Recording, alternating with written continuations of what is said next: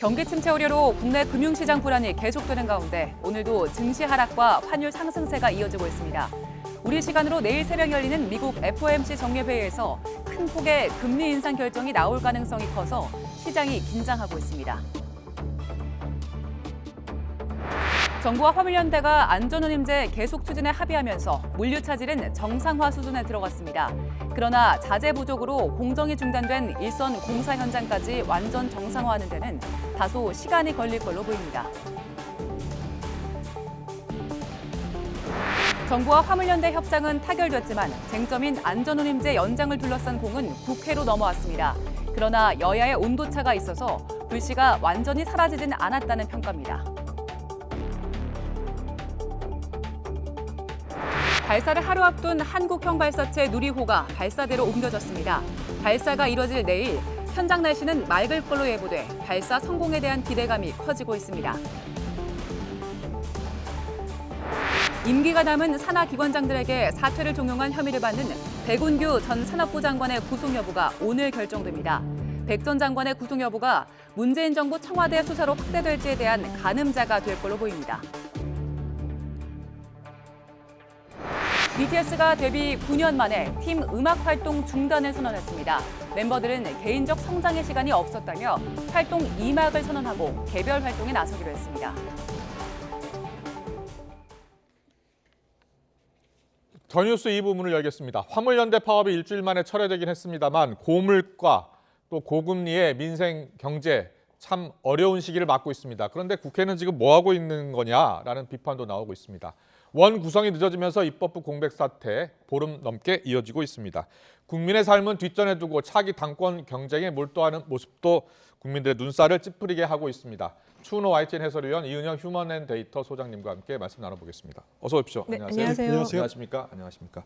비상경제장관회의가 열려야 하고요. 그리고 어려운 경제 상황에 여야가 머리를 좀 맞댔으면 좋겠다라는 생각을 하는데 그런 모습이 전혀 보이지 않습니다. 추 의원님은 지금 국회 상황을 어떻게 보고 계세요? 일단 원구성이 지금 안 되고 있는 게 보름 넘어가고 있죠. 네. 역대 원구성을 이렇게 언제 이루어지냐 보면은 이렇게 늦은 건 아닙니다. 보통 7월 초에 이루어졌습니다. 예. 한 35일, 40일 이 정도 걸리는 것이 일반적이었는데 하지만 단순히 늦지 역대급 지각국회가 아니다라고 손 놓기에는 지금 상황이 너무 안 좋다라는 거죠. 네. 말씀하신 대로 지금 경제 위기 정말 삼각 태풍이 불 정도로 엄청난 위기에 놓여 있지 않습니까? 그렇습니다. 여기에 국회가 손 놓고 있다라는 것은 국회 정말 어떻게 보면 직무유기죠. 예. 거기다가 가장 해야 될 기본적인 인사청문회조차도 지금 못 하고 있다는 것은 국회가 책임을 방기하고 있다. 네. 비판받아 마땅합니다. 그렇군요. 직무유기다. 국회가 방기하고 있다. 책임을 방기하고 있다. 이렇게 따끔한 질책을 해주셨는데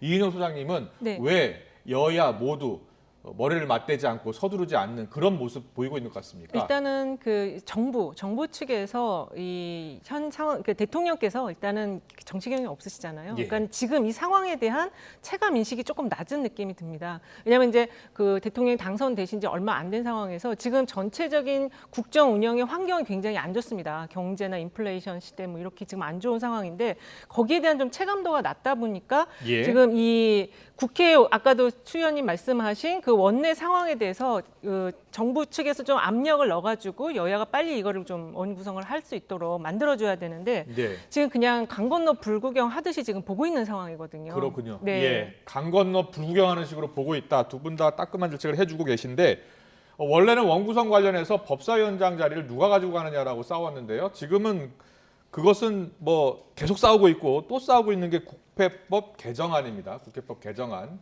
그러니까 시행령으로 지금 윤석열 정부가 뭔가를 해보려고 하니까 시행령 반드시 국회 거쳐야 한다라고 또 법 개정에 나선 겁니다.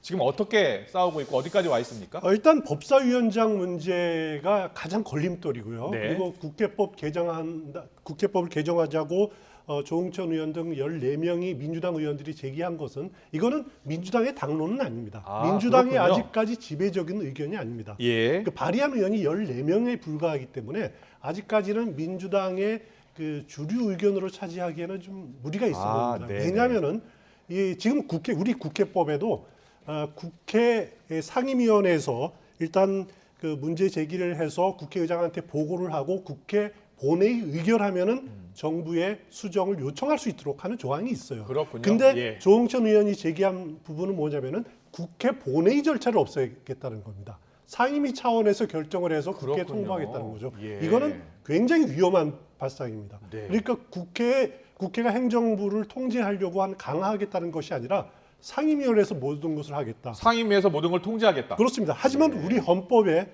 그 행정 명령이라든가 이것이 그 법률 위반 여부를 판단하는 것은 대법원으로 되어 있습니다. 네. 근데 기존의 법은 국회 본회의의 의결을 거친다라고 하는 그런 단서 조항, 그런 제어 장치가 있었는데 그것마저 없애겠다라고 하는 것은 어떻게 보면 의회 독재고 이건 굉장히 위험한 법 그렇군요. 발상입니다. 그래- 왜 지금 예. 이 시기에 조응천 의원이 이 문제를 꺼냈냐? 네. 저는 친 이재명계인 조응천 의원이 어떻게 보면은 민주당의 공동의 적을 만들겠다. 아. 그래서 당의 결집을 도모하기 위한 의도가 다분히 담겨 있다라는 생각이 듭니다. 그렇군요. 지금 국민의힘 같은 경우에는 지금 대선 불복 행위 아니냐 이런 네네. 비판을 하고 있고 또 법 통과된다고 하더라도 대통령이 거부권 행사할 것 같다 하면 네. 된다 이런 식이에요. 그렇습니다. 예. 그런데 지금 그 추은호 해설위원은 이재명계인 조응천 의원이 국회법 발의하는 것은 어떻게 보면 공동의 적, 그러니까 국민의힘을 두고서 네. 당내 결집을 그렇죠. 지금 하려는 것 아니냐 이런 그렇죠. 분석인데 어떻게 보세요? 지금 이제 성내 평화를 만들려고 하는 것이 아니냐라는 지적이신 것 같은데, 일단 지금 방금 말씀하신 것처럼 이게 당론은 아직 확정이 안 됐어요. 그리고 네. 그 법안을 발의한 의원들 몇 면을 봐도 뭐 친이도 있고 반이도 있고 다 섞여 계시더라고요. 그렇군요. 예. 그래서 지금 말씀하신 거는 이제 조금 과도한 해석이 아닌가 싶고, 어쨌든 근데 지금 시행령을 통해서 좀 국민들이 봤을 때 저런 건 좀 안 했으면 좋겠다 하는 걸 지금 하고 있기 때문에 예. 당내 그런 이 좀 시행령 정치를 좀 못하게 하자라는 좀 여론이 있다고 합니다. 가장 그 단적인 예가 그 인사정보단이거든요. 네네. 이 단으로 만들면은 그거는 시행령으로 처리할 수 있는 거니까. 그렇군요. 예. 예. 좀 인사정보단이 법무부 산하에 그렇습니다. 한동훈 법무부 예. 장관이 있는 법무부 산하에 둔 것을 두고서 그냥 네. 인사혁신처에 두면 되는 것 아니냐 그렇죠. 이런 지금 비판이 나오고 있는 것 관련해서 네네. 말씀해 주신 것 같습니다. 그런데요, 사실은 여야 모두 국회법 가지고 싸우고 있습니다만 당내 상황이 복잡합니다. 당내 상황이 복잡해요. 일단 당권, 특히 2년 뒤 남았습니다. 총선 공천권. 이것을 결국 당권을 차지한 계파가 갖게 될 가능성이 크다라는 것 때문에 또 당내에 여러 가지 파열음이 나오고 있습니다. 그런데 이 당내 파열음이 나오면서 여야 모두 지금 팬덤 정치 때문에 골머리를 좀 앓고 있는 것 같아요. 그런데 그렇습니다. 이준석 대표 같은 경우에도 팬덤이 좀 있나 봐요? 그렇습니다. 이준석 대표는 특히 이제 2030, 특히 젊은 청년층, 청년 남자들의 팬덤이 상당히 있는 것으로 이렇게 알려져 있습니다. 네. 어떻게 보면 이 정치 팬덤이라는 것이 보면 이제 남이 하면은 남이 하면은 맹목적인 선택이고 자기가 하면 합리적인 선택하는 거다 이렇게 또 평가를 하는데 예. 팬덤을 가진 정치인들은 굉장히 막강하죠. 막강한 권력을 가지고 있는 겁니다. 우리나라의 팬덤 정치가 어떻게 보면 이제 노무현 전 대통령 때부터 시작됐다라고 하고 이제 문재인 전 대통령 또 지금 이재명 네. 의원으로 이렇게 민주당 계열로 이어졌다라고 하는데 또 특이하게 이준석 대표는 지금 팬덤들을 확보하고 있어요.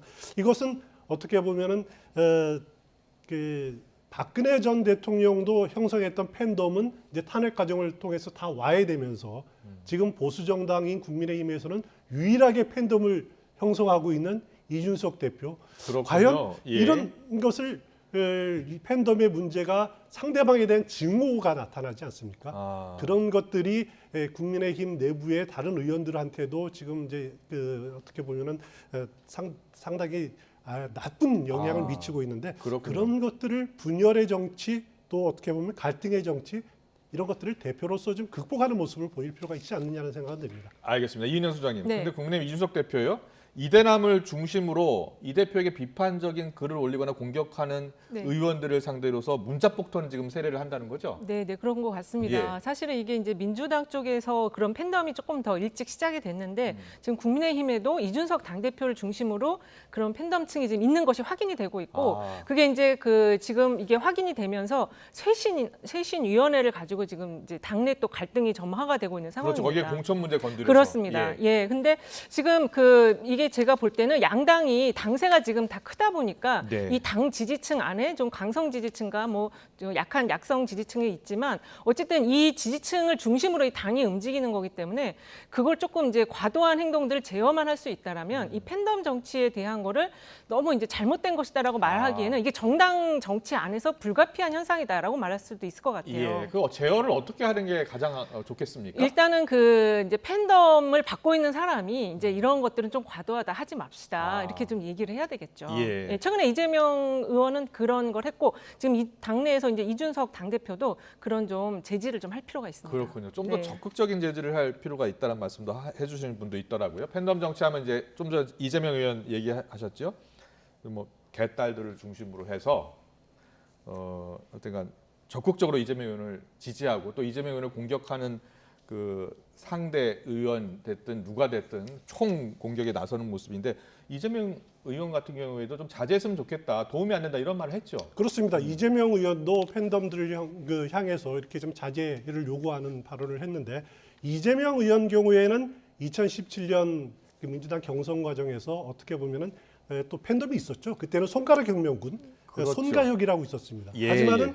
당시 문재인 후보의 팬덤 문파들에게 패배를 예. 한 거죠. 아. 원래 팬덤이 그 성장하려면은 네. 나름대로 좌절감도 겪고 또 그걸 딛고 이겨나가는 그런 스토리가 있어야지 팬덤이 강해지거든요. 예. 지금 이재명 의원의 팬덤은 딱 그런 요건들을 갖추고 있는 그래서 가장 강력한 팬덤들입니다. 네. 하지만 팬덤은 뭐 있을 수 있고 하지만은 이것이 자칫 정치 훌리건 어제 유승찬 스토리닷컴 네, 대표가 민주당 토론회에서 제기한 대로 정치 훌리건화 된다라는 것은 막아야 된다는 거죠. 네. 이것을 막기 위해서는 방법이 없습니다. 당내 공개적인 활발한 토론으로 이렇게 오픈, 그 공개적인 장으로 끌어들이는 수밖에 없다. 이런 지적을 하고 싶습니다. 네, 그런데 이 강성 지지층이라고 표현을 할게요. 강성 지지층 같은 경우에는 이재명 의원이 꼭 출마를 해야 한다. 그렇죠. 당권을 네. 잡아야 한다라는 의견이 강하잖아요. 맞습니다. 이재명 의원은 좀 고심하고 있는데 민주당 같은 경우에는 이 강성 지지층의 목소리에 너무 귀를 많이 기울이는 것 아니냐 이런 비판도 있거든요. 어떻게 해야지 좋겠습니까? 일단 강성 지지층이라고 말하는 것 자체 굉장히 싫어하시더라고요. 그렇죠. 그 지지층 그렇죠. 자체가. 예, 예. 근데 이제 근데 그 지지층의 이야기를 좀 들어보면은 당내가 단합을 안 하고 있다. 이게 그 이유예요. 그래서 우리들의 요구는 좀 단합을 하고 한 사람을 누가 이제 리더가 되겠다고 하면 좀 밀어줘라. 이 주장을 지금 하고 있는 것 같습니다. 그렇군요. 예. 그래서 당내 다른 지금 계파가 많지 않잖아요. 예전에 이제 계파가 있었지만 지금은 계파가 많지 않기 때문에 제 생각에는 아까 위원님 말씀하신 것처럼 당내 토론을 좀 활성화하고 공정하고 그 자유로운 경쟁을 좀 강화하는 제도를 만든다면 이런 것들이 좀 해소될 수 있지 않을까 그런 생각이 듭니다. 그렇군요. 네. 근데 추은 해설위원님, 그 민주당 내에 여러 모임 많잖아요. 그렇습니다. 근데 뭐 최근에 이제 철험회 이야기가 많이 나오고 철험회도 그럼 해체해라 이런 이야기 나오는데 철험회는 해체할 수 없다 이런 이야기 나오고 있는 거예요.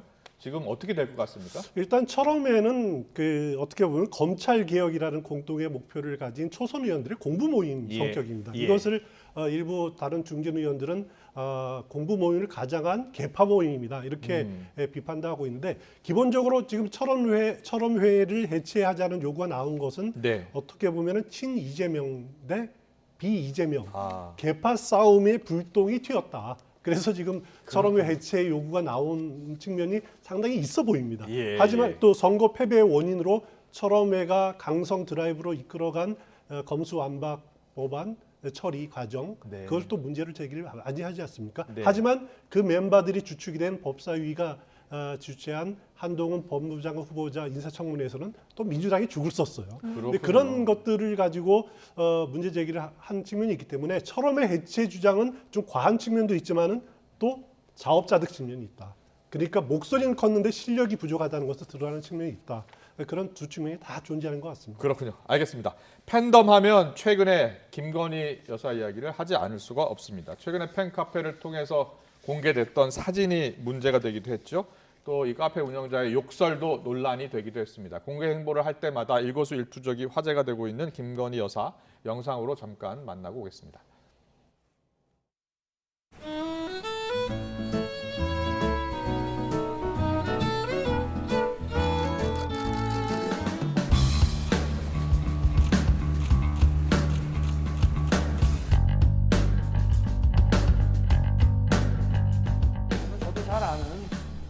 제 처에 오래된 부산 친구입니다. 그래서 뭐 아마 저 여사님 만나러 갈 때 좋아하시는 빵이든지 뭐 이런 걸 좀 많이 들고 간 모양인데 부산에서 그런 거 잘하는 집을 안내를 해준 것 같아요. 그래서 아마 들을 때 많아가지고 같이 간 모양인데 그 뭐 봉화마을이라는 데가 국민 누구나 갈 수 있는 데 아닙니까?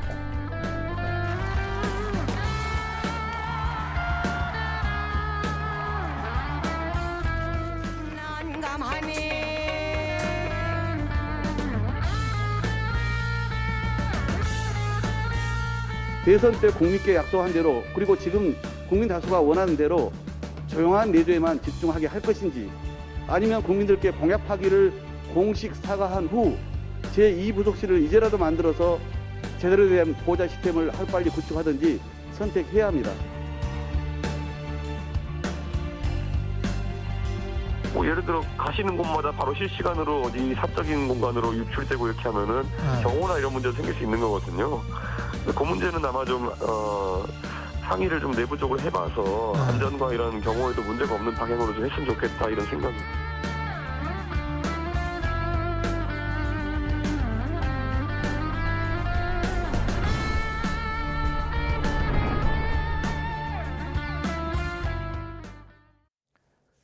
네, 방금 영상에서도 보셨습니다만 김건희 여사 때 아닌 비선 논란이 또 제기가 됐죠. 봉화마을 찾아서 권양숙 여사 예방했을 때 저 화면에 잠깐 나왔습니다만 어떤 여성분이 나왔죠. 근데 이분이 누구인가를 놓고 이제 비선 논란이 된 건데 그렇습니다. 예. 오랜 친구로 지금 알려지고 있고요. 네. 윤석열 대통령도 오늘 기자들한테 이렇게 이야기했습니다. 제 처의 오래된 부산 친구다. 그리고 봉화마을은 모두가 갈 수 있는 곳 아니냐. 이렇게 이야기를 했는데 먼저 윤석열 대통령의 해명에 대해서는 어떻게 들으셨어요? 일단 그 비선 논란이 빚어지고 있는 것 자체에 대해서는 좀 어떻게 보면은 좀 과한 측면이 있습니다. 첫 번째는 무속인 논란이 아닌가라고 하는 그 이야기가 있다가 그런 의혹 제기가 있었죠. 그렇죠. 그 예. 부분은 해명이 된 부분들이고 됐다고요, 그다음에 하고요. 이제 다시 비선 논란을 민주당에서는 특히 이렇게 제기를 하고 있는데 일단 윤석열 대통령이 오늘 한 말은 저의 오래된 친구다. 뭐 그럴 수도 있을 것 같습니다. 예. 하지만 행사 자체가 사적 행사다라고 하는 데는 저는 동의를 할 수가 없습니다. 이거는 전직 대통령의 부인을 찾아가는 행사는 아무리 사적으로 찾아가도 그 자체가 공적인 행사일 수밖에 없고요. 그렇군요. 그 공적인 네. 행사에서는 참석자들에 대한 제한이라든가 관리는 엄격히 진행되는 것은 그 맞는 지적입니다. 예. 네, 물론 제2부속실을 만드는 것과는 별도로 그 부분에 대해서는 좀 다시 한번 청와대에서 그 대통령실에서 꼼꼼하게 살펴볼 필요가 그리고 있을 것 같습니다. 제2부속실을 이제 폐지하겠다고는 했는데 자꾸 필요한 것 아니냐라는 의견도 나오고 그렇습니다. 예. 그런데 좀 난감하다라는 이야기가 나오고 있습니다. 제2부속실 어떻게 하는 게 좋겠습니까? 당연히 지금 상황에서는 설치가 될 필요가 있고요. 지금 문제가 된 게 대통령이 좀 전에 이제 그 발언을 하셨는데 지인이었고 부산에 간다라는 동선이 또 나왔어요. 지금 그 이후에 봉화에 부산을 갔구나. 거기서 뭐 빵을 사고 짐을 들어줬다고 하는데 지금 야당에서 제기하고 있는 문제의 본질은 그것이 아니고 예. 직함이 없는 사람이 경호를 받았다라는 내용이고 저도 저 영상을 중계로 봤거든요. 그 도착한 장면부터 중계가 됐어요. 그래서 이거는 비공식적인 행사라고 볼 수가 없고 거기에 예. 직함이 없는 사람이 딸려 들어갔다. 그 부분에 있어서 지금 문제 제기하고 이럴 거면은 그냥 빨리 제2부속실을 설치해서 모든 거를 공적인 지원을 받아라. 이런 지금 이야기가 나오고 있는 상황입니다. 그렇군요. 그러면 제2부속실을 설치하는 게 낫겠다. 맞을 것 같습니다. 예. 충원 해설위원은요? 제2부속실을 설치를 하려면 아마 이제 윤석열 대통령이 공약한 부분들이 때문에 그러니까요. 예. 국민한테 사과를 하든 야기를 구하든 이해를 구하고 설치를 해야 될 겁니다. 그런 과정을 지금 취임 초에 하기 싫은 거죠. 그래서 어떻게 보면은 이제 나토 정상회의가 계기가 될 수가 있을 것 같아요. 예. 거기에 동부인에서 가서 거기서 필요하다라는 것을 절실하게 느끼고 그 이후에 한번 구체적으로 추진할 필요가 있다. 저도 개인적으로 생각을 합니다. 알겠습니다. 팬덤 정치 조금 더 이야기해 보면 최근 전현직 대통령 사저 앞에서 사상 초유의 좀 집회 대결이 펼쳐지고 있습니다. 윤석열 대통령 오늘 아침 출근길에 기자들이 물었더니 법에 따른 국민의 권리다 또 이렇게 이야기를 했고요.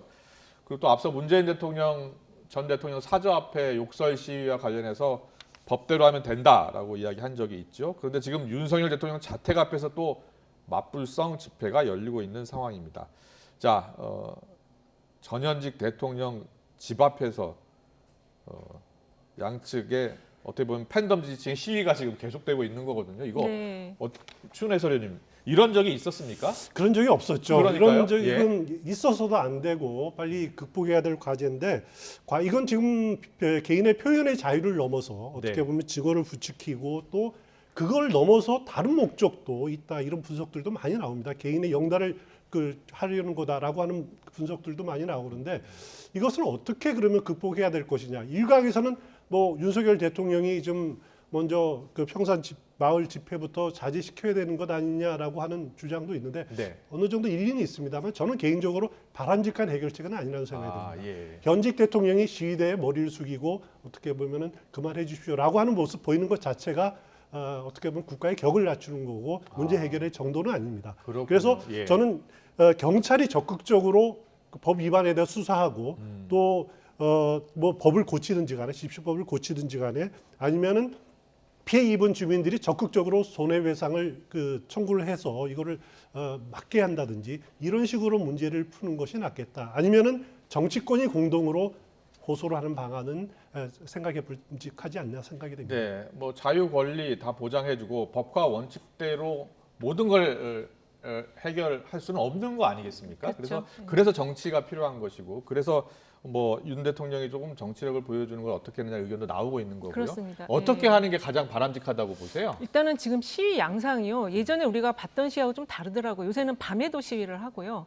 또 꽹과리나 이런 것뿐만 아니라 뭐 공연단까지 등장을 하는 그런 시위 양태가 완전히 바뀌었어요. 그리고 소리 같은 제한도 좀 없는 것 같더라고요. 그래서 집시법에 대한 걸 전반적으로 한번 검토할 필요가 있고 조금 규제를 강화할 필요가 있고 그리고 지금 정치력을 일단 발휘해서 푸는 게 저는 가장 좋다고 생각합니다. 사실은 이 팬덤 정치라는 게 정치권에만 있는 게 아니고 연예계도 있거든요. 네. 거기서 이제 이 팬덤의 그 사랑을 받는 사람이 얘기를 하면 좀 자제를 할 수 있는 상황이거든요. 대통령이 직접 나서라는 얘기가 아니고 그걸 조용히 말할 수 있다. 당이라든지 여러 가지 통로는 있다. 그래서 지금 저기서 피해를 보는 거는 결국 시민들이거든요. 이걸 네. 좀 자제시켜야 할 필요가 있다. 오히려 지금 우리 모두에서 말씀한 것처럼 왜 원내에서 지금 구성이 안 되고 이렇게 다 시간을 질질 끄냐. 어떻게 보면 저런 강력한 지지층이 내 사람 건들지 말라 이런 문화가 지금 있기 때문에 더 그럴 수도 있을 것 같다는 생각이 듭니다. 네, 알겠습니다.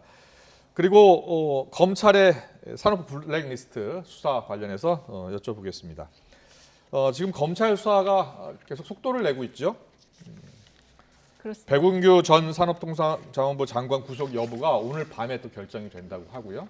또 검찰이 당시 청와대 인사수석실의 행정관을 지냈던 지금 민주당 현역 의원입니다. 박상혁 의원도 수사하고 있는 것으로 알려지고 있습니다. 이와 관련해서 우상호 비대위원장이 오늘 보복 수사가 시작됐다, 좌시하지 않겠다라고 했는데 듣고 오겠습니다. 백운규 장관에 대한 구속 신청과 박상혁 의원에 대한 수사 개시는 예고했던 대로 문재인 정권에 대한 보복 수사의 시작이다. 저는 이렇게 규정합니다. 대선 때도 이걸 일관되게 제가 윤석열 정부가 들어서면 이 일을 하고야 말 것이다. 그리고 한동훈이라고 하는 분을 앞세울 것이다. 이렇게 경고했는데 우리 모두가 예상한 대로 윤석열 정권에서 최측근 한동훈 검사를 법무부 장관이 임명해서 첫 번째 작품이 보복 수사 개시였다.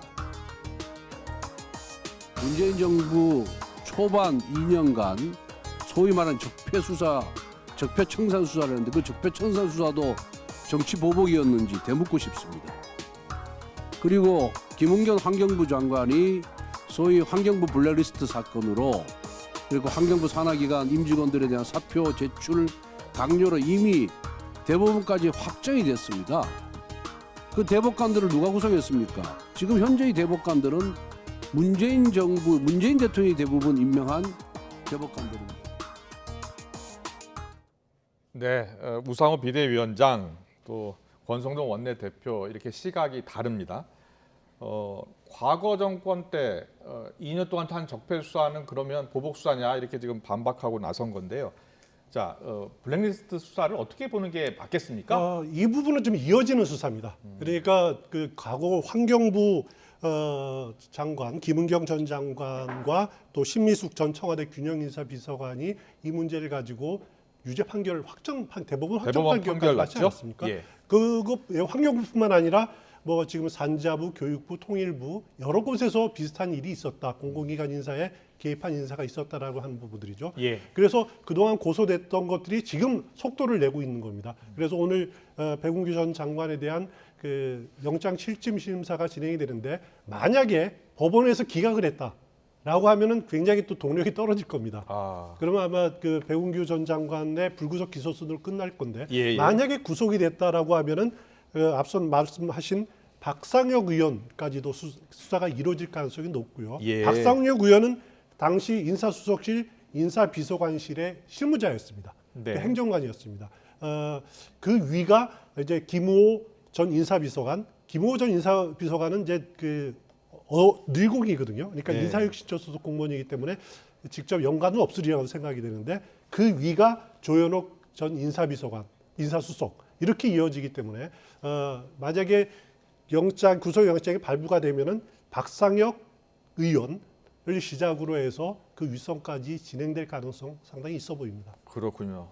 수사가 어디까지 확산될지가 이제 주목이 되는 상황인 건데 여당에서는 뭐 법과 원칙에 따라 수사하는 것이고 불법이 있으니까 수사를 하는 것이다라는 입장인 것이고 네.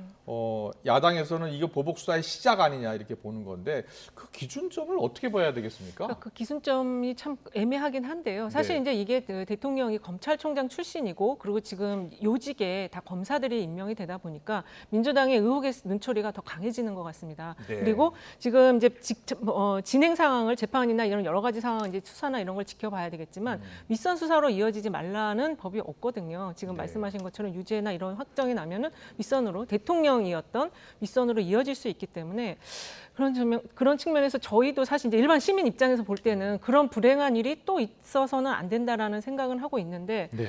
현재로서는 일단은 그 수사 진행 상황과 재판의 결과를 좀 지켜보면서 대응을 해야 되지 않을까 네. 그런 생각이 듭니다.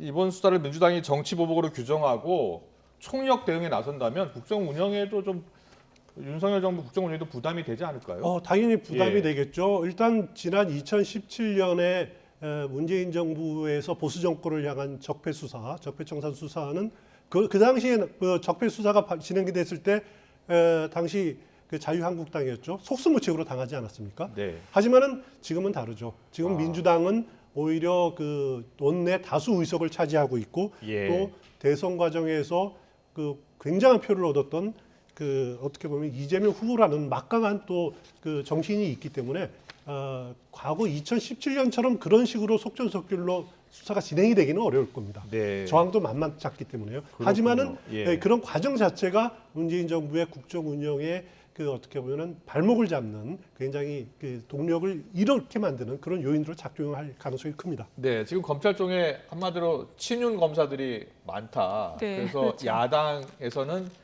이런 의혹을 제기할 수밖에 없다. 이렇게 지금 보고 계신 거잖아요. 그렇다면 그렇습니다. 예. 그렇다고 이제 윤석열 대통령이 뭐 해라 하지 마라 또 할 수도 없는 상황이고. 그렇죠. 근데 예. 이제 그게 뭐 꼭 말로 해서 하는 상황이 아니고 지금 그 윗선 수사가 지금 전직 대통령에 대한 것뿐만 아니라 전직 대선 후보였던 사람에게까지 지금 갈 가능성이 있기 때문에 민주당에서는 한시도 그거를 좌시하지 않을 수 없다 이런 상황이니까 네. 대통령께서도 지금 전체적인 아마 이제 상황 판단을 하시겠지만 그것이 이제 윗선 수사로 가는 것에 대해서는 좀 진짜 예의주시하셔서 보셔야 되고 예, 그게 예. 국정 운영에 지금도 동력이 떨어져 가고 있는데 더 떨어뜨릴 수가 있다라는 거를 좀 상기하셔야 될 것 같습니다. 예, 지금 국정 운영의 동력이 떨어지고 있는 상황이다라고 이제 휴먼 앤 데이터 네. 소장님이 이야기해서 어떤 점에서 그런 거예요? 일단 최근에 대통령 지지율을 보면은 50% 아래로 떨어진 게 그렇죠. 나왔더라고요. 대통령 지지율 잠깐 보여주실래요? 네. 예. 그래서 지금 사실은 우리 국민들께서 보실 때 저 정도면 50% 언저리니까 좀 높은 거 아니야 이렇게 생각하실 수 있는데 지금 취임하신 지 거의 한 달도 안 됐습니다. 그래서 지금 저 정도 지지율은 사실 지금 이 시기에 전직 대통령들 보면은 50% 이상, 되게 한 60% 정도는 유지를 하면서 이제 점점 떨어지게 되는데 지금 50%가 안 되고 있고 지금 정당 지지율, 국민의힘 지지율보다 지금 아래로 내려가기 직전 상황인 것 같아요. 그리고 지금 아까도 말씀드렸지만 경제 상황이 안 좋은데 지금 미국 같은 경우는 바이든 대통령이 최저 지지율을 지금 기록하고 있습니다. 41%를 지금 달리고 있는데 그 이유도 경제 상황에 대한 부분이거든요. 근데 지금 다행히 화물연대 파업은 해결이 됐지만 이 인플레이션에 준하는 물가 상승과 그다음에 그 주가 하락에 대해서 굉장히 민감하시더라고요. 이런 부분에 있어서 이거를 좀 기민하게 대응하시지 않고 자꾸 이런 정치적 이슈들과 의혹의 시선들이 계속 부딪히고 충돌한다면 대통령 지지율은 더 떨어질 수 있다. 그러면은 역대 그 최저선이었던 취임할 때 30%라는 기록을 또 달성하게 되는 참 굉장히 안 좋은, 우리가 원하지 않는 대통령의 모습이 나올 수도 있다. 이런 생각이 듭니다. 예. 대통령 지지율 관련해서는 지금 50% 아래로 떨어질 가장 큰 이유가 어디 있다고 보세요? 일단 그 여론조사 지지율을 그래픽을 한번 다시 한번 보여주시면 좋겠는데요. 일단 요번 가장 최근에 나온 조사가 긍정 48%, 부정 44.2%죠. 오차 범위 내입니다. 예. 이게 이제 오차 범위가 플러스 마이너스 2.2% 포인트이기 때문에 그렇군요. 예. 오차 범위 내 들어간 건 처음입니다. 예. 긍정 부정이 이것은 네. 굉장히 심각한 사태죠. 그렇군요. 가장 예. 기본적인 원인은 경제 위기에 제대로 대응을 하지 못하고 있다. 정부가 역할이 안 보인다. 이 부분에 대해서 국민들이 실망이 나타난 것이라는 생각이 듭니다. 그렇군요. 역시 문제는 경제군요. 그렇습니다. 네, 짧게 덧붙이면 최근 인사가 너무 안 좋았어요. 지금 여러 가지 이슈 때문에 좀 덮여 있는데 김승희 보건복지부 장관이 지금 나오는 여러 가지 의혹들을 보면 정호영이 낫다 지금 이런 얘기가 나오고 있는 상황입니다. 예, 그래서 인사의 부분도 지지율 하락의 큰 요인이다. 저는 그렇게 지적하고 싶습니다. 알겠습니다. 오늘 정치권 이슈 다양하게 짚어봤는데요. 이은영 휴먼앤데이터 소장님, 추은호 YTN 해설위원과 함께했습니다. 잘 들었습니다. 감사합니다. 네, 감사합니다. 고맙습니다.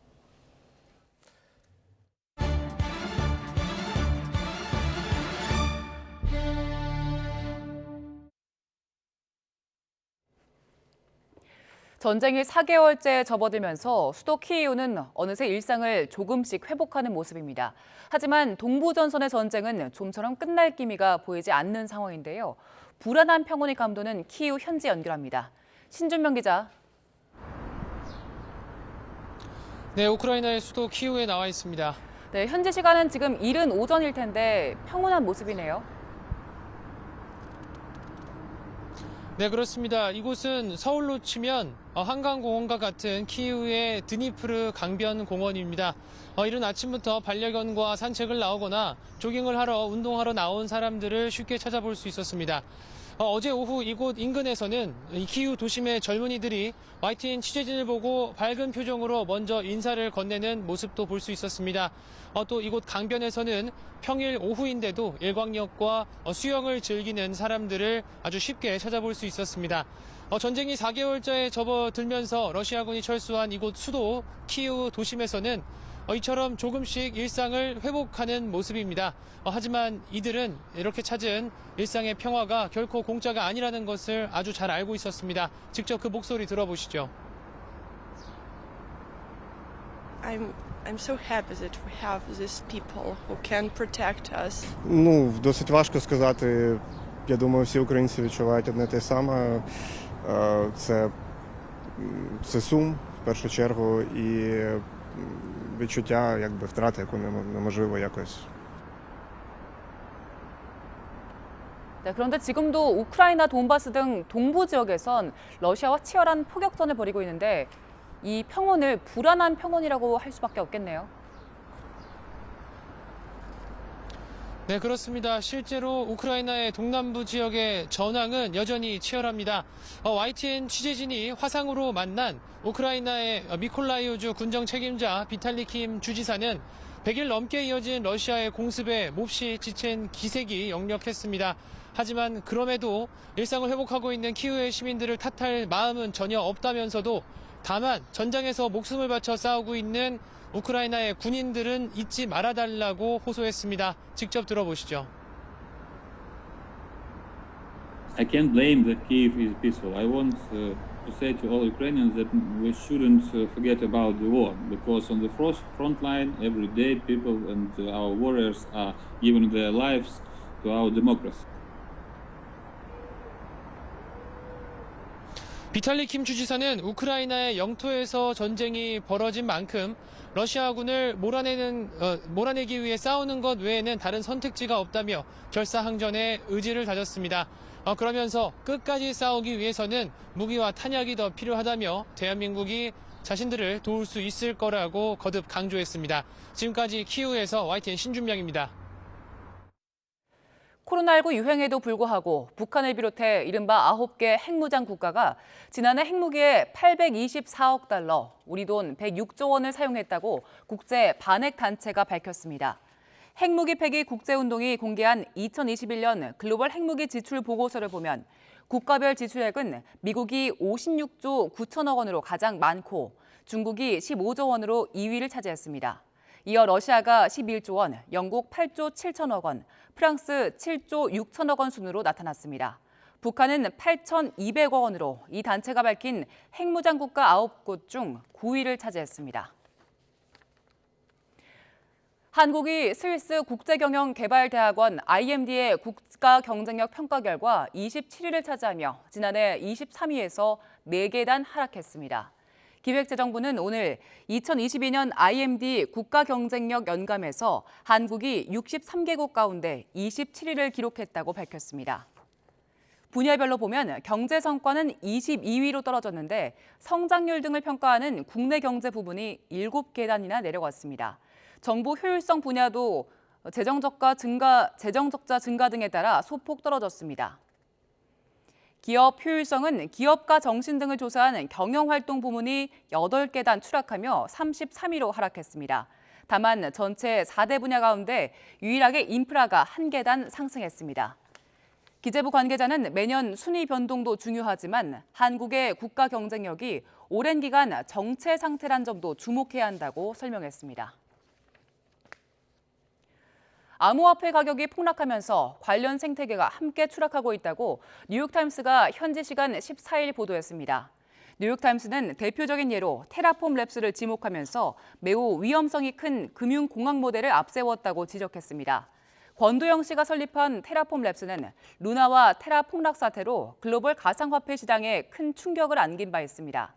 가상화폐 금융기관을 자처하는 셀시어스의 인출 중단도 업계에 충격을 줬다고 뉴욕타임스는 보도했습니다. NFT의 쉬운 우리말은 대체 불가 토큰입니다.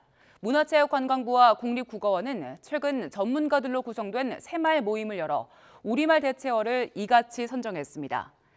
NFT는 고유한 인식값을 부여받아 다른 곳으로 대체할 수 없는 특성을 지닌 블록체인상의 디지털 저작물을 뜻합니다.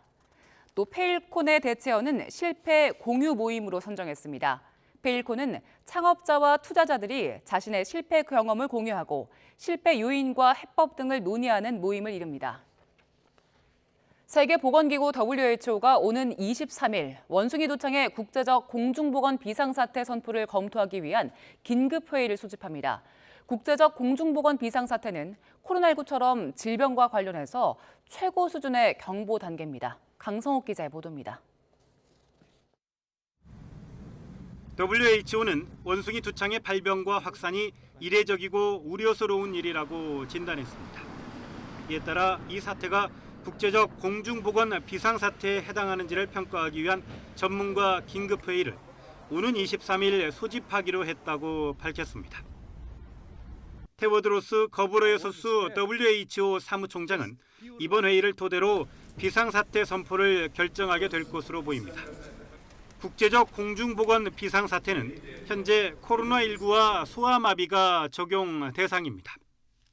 코로나19의 경우 2020년 1월 말 비상사태가 발령돼 지금까지 유지되고 있습니다. The global outbreak of monkeypox is clearly unusual and concerning. It's for that reason that I have decided to convene the emergency committee under the international health regulations next week. WHO는 바이러스 확산을 막기 위해 접촉자 추적과 감염자 격리 등의 조치를 권고하면서도 대규모 예방 백신 접종은 아직 이르다는 입장을 밝혔습니다. 원숭이 두창에 대한 예방 효과가 있는 것으로 알려진 천연두 백신은 임상 데이터가 부족하고 공급도 충분하지 않다고 지적했습니다. WHO는 원숭이 두창이 지금까지 전 세계 39개 국가에서 1,600여 건의 확진 사례가 보고됐고 의심 사례는 1,500여 건으로 파악됐다고 밝혔습니다. 또한 가능한 빨리 원숭이 두창의 새로운 명칭을 발표하기로 했습니다. 원숭이 두창은 1958년 원숭이로부터 바이러스가 처음 발견되면서 붙여진 이름이지만 바이러스의 기원이 여전히 불확실하기 때문에 명칭 변경이 필요하다는 의견이 제기되어 왔습니다.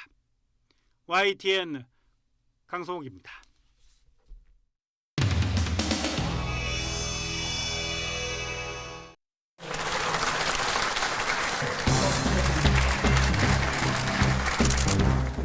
경남 초선으로서 열심히 여러분들과 함께 하겠습니다. 혹시 저 인터스텔라 영화 보신 분 계십니까? 네.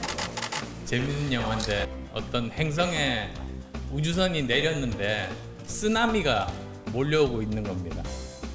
어쩌면 우리나라가 지금 처해 있는 환경이 그렇지 않나. 정치하면서 순서와 번호가 중요한지는 알았지만 오늘 다시 한번 느꼈습니다. 당선되고 며칠 동안 오늘 1분 인사 말씀을 준비했는데 한 줄 한 줄 지우다 보니까 남은 게 없습니다. 그리고 10년 내에 제가 딱 영화 한 편 봤는데 그 영화마저도 우리 안철수 님께서 말씀하셔서 저는 뭐 더 이상. 그런데 야당이 되자마자 어떻게 하고 있습니까? 시행령, 대통령령을 통제하겠다. 정부 완박 드라이브를 걸고 있습니다. 시행령에 대해서 수정 요구권 갖는 거는 그건 좀 위헌 소지가 많다고 보고 있고요. 새 정부에 대한 발목 잡기가 아니라 이건 발목 꺾기에 해당하는 행태입니다. 그 야당에게 발목 잡기 프레임을 씌우기 위해서 이게 뭐 주거니 받거니 막 소설을 쓰는 듯한 그런 느낌을 지울 수가 없는데요. 저는 이게 가 있어서 그때랑 지금이랑 좀 다르지 않느냐 이런 지적도 있는 것 같아요. 여기는 어떻게 보세요? 그때는 당론인 것으로 알고 이렇게 찬성표를 던졌어요. 그런데 그 이후에 그 부분에 대해서 제 생각을 바꾼 거고요. 민주당도 일관성이 있어야 되는데 문재인 정부 5년 동안에는 정말 거기에 대해서 이런 방법 얘기도 안 하다가 정권이 바뀌었다고 해가지고 이 문제다라고 문제의식을 항상 갖고 있던 중에 큰 선거가 계속돼 있고 해서 뭐 사실은 좀 잊어먹고 있었죠. 그러다가 뭐 법으로 안 되는 거는 시행령으로 하겠다라는 게 이제 다시 수면 위로 올라왔어요.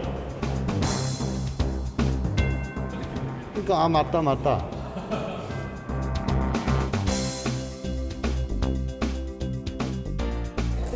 이거에 대해서 혹시 국민 입장이나 국민 입장이 대통령 출범 초기부터 권한을 약화시키는 형태의 어떤 시도를 하는 것에 대해 가지고는 아마 국민들이 또다시 한번 냉혹한 평가를 내리지 않을까라는 생각을 하게 되고 입법 권력이 사실상 민주당의 독재로 인해 가지고 지금 이렇게 과대해진 상황 속에서는 행정부의 권한이 그것을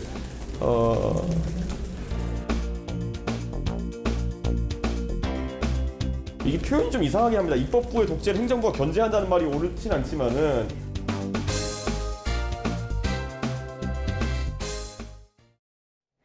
오늘 전국이 대체로 흐린 가운데 곳곳에 비가 내리며 선선함이 감돌고 있습니다. 현재는 서울 등 중부와 전북에 비가 내리고 있는데요. 내일 새벽까지 전국적으로 산발적인 비가 이어지겠고 비의 양은 5에서 40mm가 되겠습니다. 다만 지역에 따라 강수 편차가 크겠고 소강 상태를 보이는 곳도 많다는 점 참고하셔야겠습니다. 비가 그친 뒤 내일 낮부터는 맑은 날씨를 회복하겠습니다. 다만 오후 한때 강원과 충북, 경북 지역에는 요란한 소나기가 지날 수 있겠습니다. 내일 아침 기온은 오늘보다 2에서 4도가량 높겠습니다. 서울 18도, 대전 19도, 광주 19도가 예상됩니다.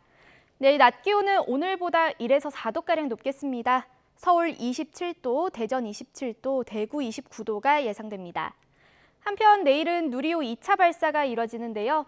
나로 우주센터가 위치한 전남 고흥은 오늘보다 하늘이 더 맑아지겠고 바람도 강하지 않을 것으로 예상되고 있습니다. 날씨였습니다.